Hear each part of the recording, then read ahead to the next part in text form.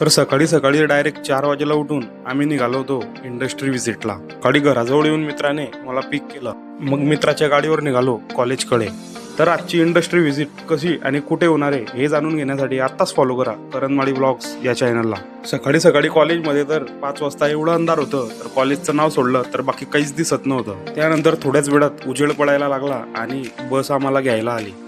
तर मित्रांनो, याच बसमध्ये आम्ही आज जाणार होतो नाशिकला इंडस्ट्री व्हिजिटसाठी. बस हळूहळू प्रत्येक स्टॉपवरच्या कॉलेजच्या मुलांना पिकअप करत होती. तर सगळ्या मुलांना त्यांच्या स्टॉपवरून पिकअप केल्यानंतर आम्ही निघालो फायनली नाशिकच्या दिशेने. कॉलेजने नुकतीच त्यांच्या ट्रॅव्हल्समध्ये नवीन बस ऍड केली होती आणि तीच बस आम्हाला टूरसाठी मिळाली होती. सगळा ग्रुप बसमध्ये जमा झाल्यानंतर यांनी गाणे आणि डान्स चालू केला आणि सोबतच दंगामस्ती पण चालू केली. थोड्या वेळाने चहा नाश्त्याची वेळ झाली आणि पुढे रस्त्यात एक हॉटेल बघून आम्ही चहा नाश्त्यासाठी थांबलो.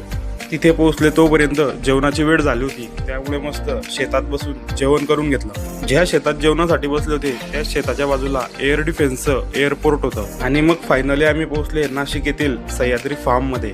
सह्याद्री फार्म ही कंपनी नाशिक येथे पिकवले जाणारे अंगूर आणि द्राक्ष यांची एक्सपोर्ट करणारी कंपनी होती. सह्याद्री फार्म हे टोटल 120 एकर मध्ये पसरलेलं होतं. फार्म मध्ये गेल्यावर त्यांनी सर्वांना आधी वेलकम ड्रिंक दिले